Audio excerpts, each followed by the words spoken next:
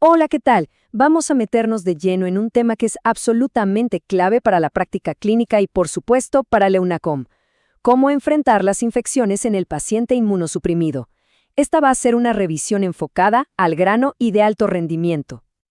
Para que entremos en materia de inmediato, partamos con un escenario clínico que van a enfrentar sí o sí. Tienen un paciente post-quimio, neutropénico, que llega con 38,5 de temperatura. ¿Qué es lo primero, lo más urgente que tienen que hacer? Guarden esa pregunta, porque la respuesta es, en el fondo, el pilar de todo lo que vamos a revisar hoy. Ok, esta va a ser nuestra hoja de ruta. Partimos por la base, entendiendo qué es la inmunosupresión. Después, vemos quiénes son los enemigos, el espectro de patógenos. Luego viene lo clave: conectar patógenos específicos con defectos inmunes concretos. Y cerramos con los desafíos para diagnosticar y, por supuesto, las estrategias de manejo. Un camino bien lógico para ordenar las ideas. Muy bien, vamos con la primera parte, el concepto central. Porque antes de hablar de las infecciones, tenemos que entender perfectamente el terreno sobre el que estamos parados. La definición es súper directa. Es un sistema inmune que está debilitado, que no es capaz de montar una defensa como corresponde.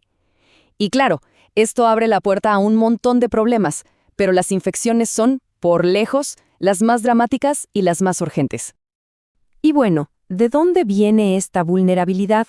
Podemos agrupar las causas en tres grandes sacos. Las congénitas, o primarias, que son raras, defectos genéticos de nacimiento. Lo que vemos todos los días en la clínica son las otras dos. Las adquiridas, como el VIH o una desnutrición severa, y sobre todo las iatrogénicas, o sea, las que nosotros mismos inducimos con quimioterapia, corticoides o terapias para trasplantes. Estas dos últimas son nuestro campo de batalla. Pasemos a la segunda sección. Ahora que entendemos al huésped, conozcamos a los villanos de esta historia. Este universo enorme de microorganismos que se aprovechan de la debilidad del sistema inmune. Miren, lo primero que hay que entender es que, en teoría, cualquier microorganismo puede causar una enfermedad grave en un huésped inmunosuprimido. Pero, y aquí está lo interesante y lo que nos sirve en la práctica, es que aparecen patrones súper claros. Los culpables se agrupan en estas 4 grandes familias: bacterias, virus, hongos y parásitos. Y aquí está la lista de los sospechosos habituales. Lo que es realmente interesante de esta lista es que muchos de estos nombres, como pneumocistis o toxoplasma, son prácticamente inofensivos para una persona sana, pero en un paciente inmunocomprometido se convierten en verdaderos asesinos. Otros, como los virus herpes, son reactivaciones de infecciones que casi todos tenemos latentes. Esa es la esencia del oportunismo. Ok, atención aquí porque esta es probablemente la sección más importante y más rentable para el examen y para la vida. Vamos a conectar el porqué de la inmunosupresión con el quién de la infección. Este es el mapa que nos tiene que guiar en el diagnóstico diferencial. Esta tabla es oro puro. Fíjense cómo el tipo de defecto inmune nos predice al enemigo. Si tenemos neutropenia postquimio, el riesgo principal son bacterias como pseudomonas y hongos. En cambio, si el problema es un déficit de células T, como en el VIH, el switch cambia y nos orienta a patógenos intracelulares y oportunistas clásicos. Y finalmente, si faltan anticuerpos, la puerta se abre para las bacterias encapsuladas. Y aquí lo vemos aplicado a la práctica clínica. La asplenia, por ejemplo, se asocia directamente a sepsis por encapsulados. El uso de corticoides por harto tiempo nos tiene que hacer pensar en pneumocistis, en aspergillus y en reactivaciones virales o de tuberculosis. Y las terapias anti-TNF, que se usan mucho en reumatología, nos encienden las alarmas para una tuberculosis latente. Conocer estas duplas es fundamental.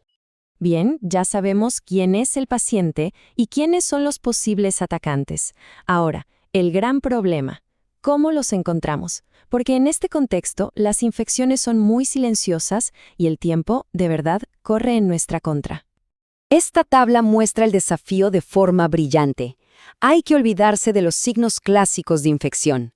Un paciente neutropénico no produce pus. Su recuento de blancos no va a subir. De hecho, puede estar por el suelo.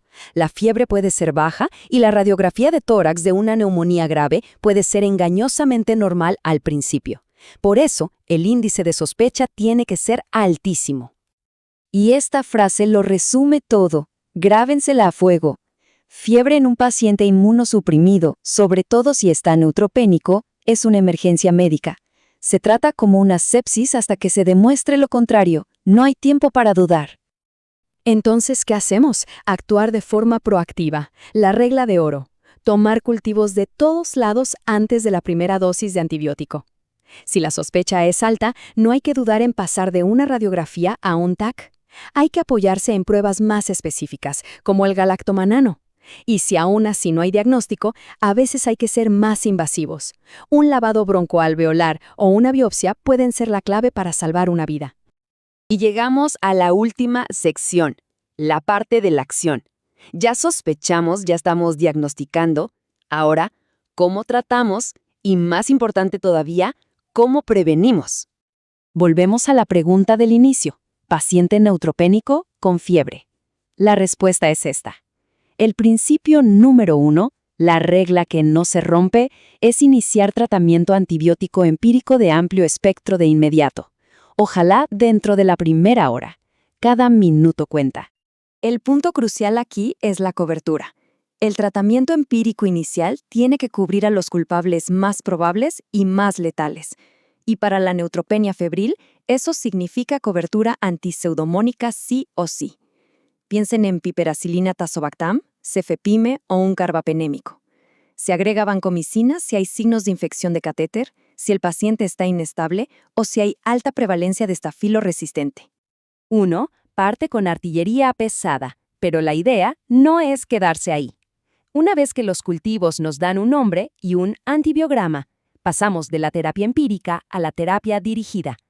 Este proceso se llama desescalamiento y es fundamental para reducir la toxicidad, para evitar resistencias y para usar el fármaco justo y necesario. Pero seamos honestos, la mejor infección es la que nunca ocurre. La prevención no es una opción, es la estrategia más efectiva y es la verdadera victoria en estos pacientes de tan alto riesgo. Y estos son los 4 pilares de la profilaxis. Primero, trimetoprim sulfa para peumocistis. Segundo, valganciclovir para CMV en trasplantados.